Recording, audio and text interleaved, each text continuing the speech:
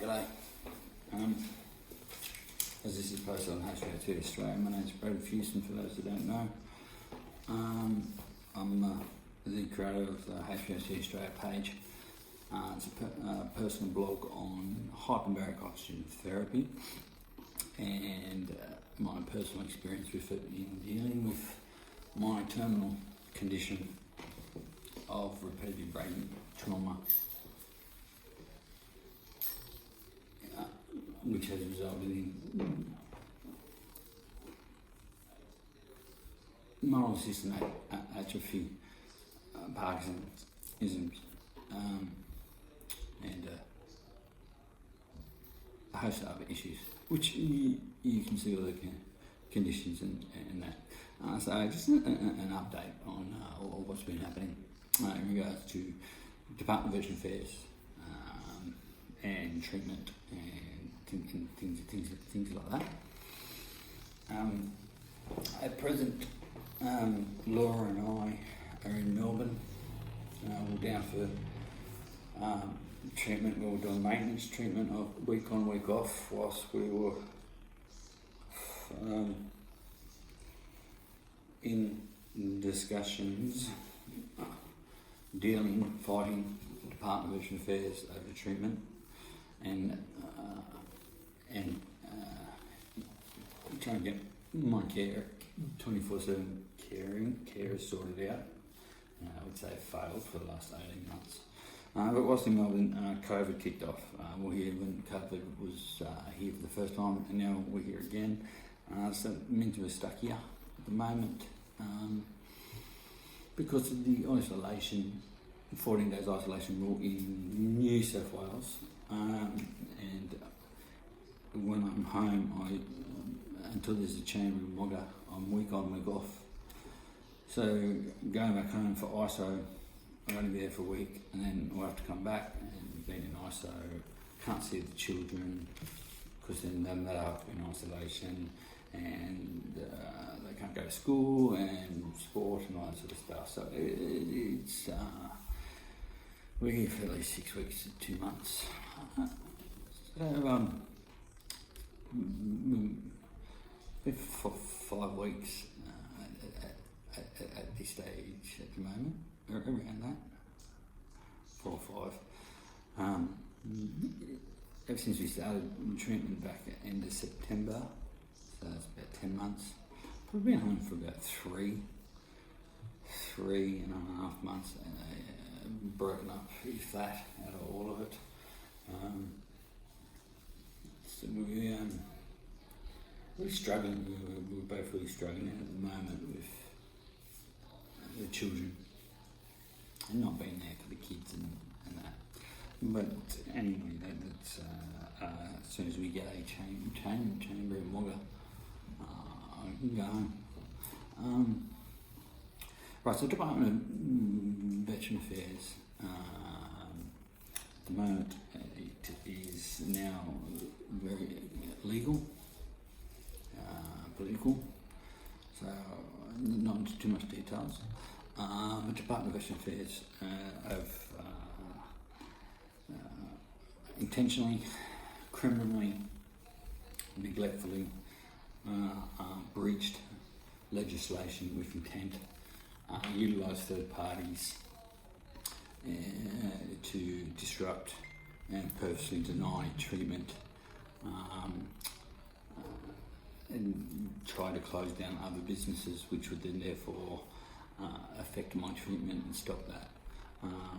Also, they have deliberately and intentionally, which is criminally, failed and made no attempts to get 24/7 clinical carers when we've been fully assessed over the last 18 months for them multiple times. One here in Melbourne we haven't, because there's plenty of them, but in Wagga there's not.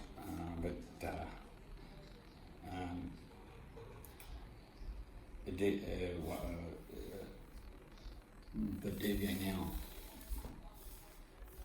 have made us start all over again. The reason being, is that after we did base treatment of hyperbaric oxygen therapy, and we saw the massive changes that it made, which none of us expected at all, and even internationally they didn't expect it to that level. That was a game changer, and I wasn't supposed to really survive. I lived. Sorry about that. So DVA refused to do any more treatment, and they stopped. They pulled any more treatment, and then I regressed for a good two month and a half, right back to where my terminal condition any day now, of which it's from respiratory failure, aspiration, and stuff like that. I got treated for free by the owner. The government then tried to shut him down, and still are trying to shut him down through fines of over $70,000, court, taking him to court, threatening jail, because he's treating me, and it actually works, which means that it's a precedent for everyone. Now, hyperbaric oxygen therapy is on the Medicare system. You can access it in hospitals under about top of my head, under about 10 conditions. So we're talking recovery from radiation therapy from cancer, carbon monoxide poisoning, non-diabetic wounds, and that's it. And they use multi-closed chambers, and those sort of conditions require pressures that are high pressure of 2.8 and above. Those pressures for neurological conditions will create oxygen toxicity, and so effectively, if I go to hospital, it'll kill me. They'll kill me. Also, not to mention, there's no one of a HBOT qualified that is in Australia that I'm aware of that has extensive experience in treating neurological conditions, apart from the subject matter expert here in Melbourne that I see. So Department of Veteran Affairs put through months and months of waiting to see their rehab specialists who we've never seen before, obviously thinking that he wouldn't sign off. Professor Olver, the best brain rehab in Victoria, Professor Olver signed off and totally agreed with all the clinical data. We have all clinical data. And DVA had to accepted that I require hyperbaric oxygen therapy because I'm hypoxic, of which from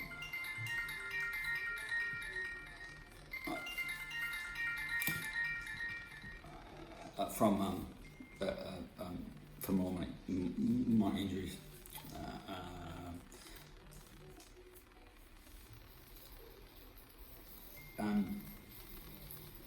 So currently following DVA to receive HBOT.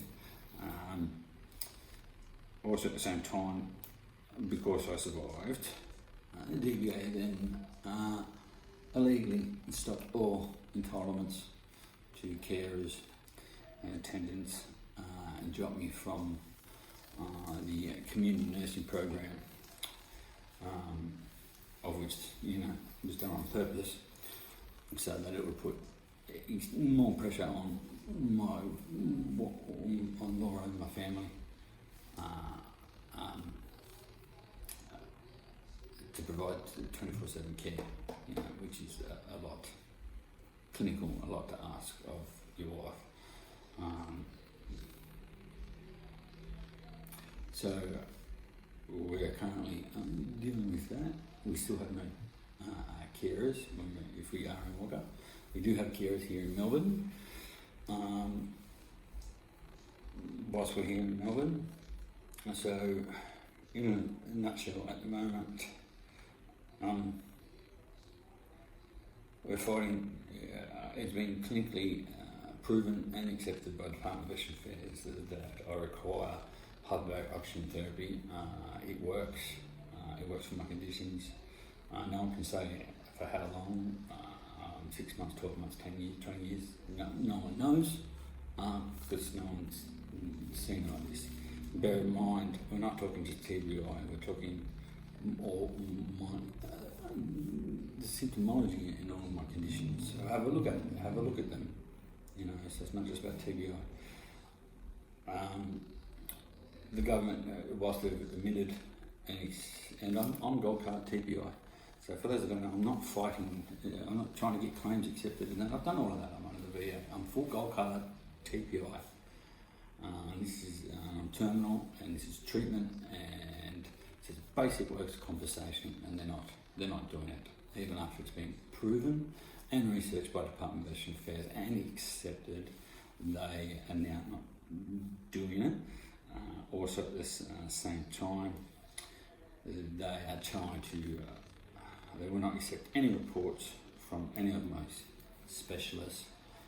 They want it on a particular form, which then will allow them to write their own reporting and deny further treatment, which we're not going to do that. And also the government states that it's not their responsibility to have the chambers and that in Wagga. Well, you know, government, you know, when you get cancer, it's not the surgeon's responsibility to go get all the tools and build the cancer facilities and all that sort of stuff and get the MRIs. It's not his responsibility. Yeah, and it's not the patient's either. It's the government's, and I come under the government, so it is your responsibility to get a chamber out there. You're killing my family. You know, I just want treatment. I need it every day, once a day, Monday to Friday, like medication. And I get that, and they believe that maybe after a year I might get over the regression hurdle. I might. But they don't know. But if I don't get the treatment regardless,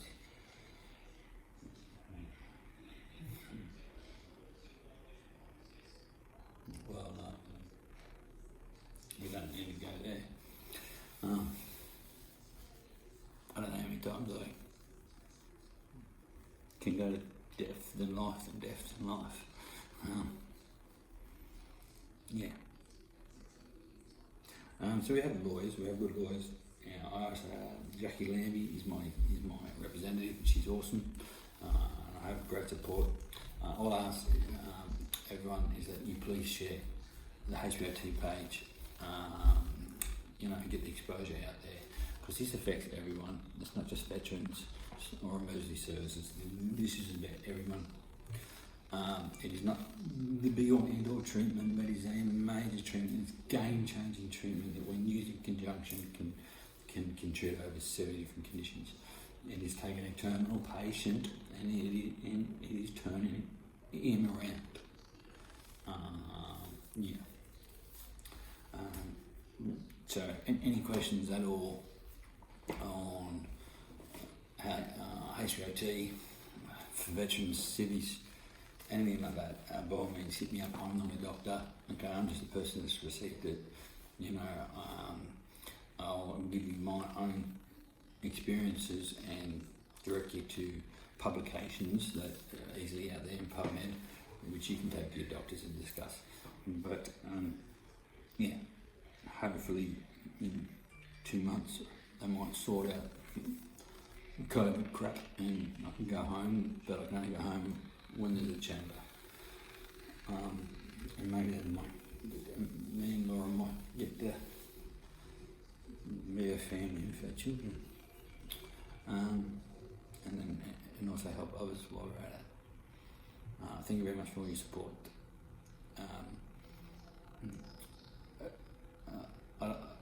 answer phones.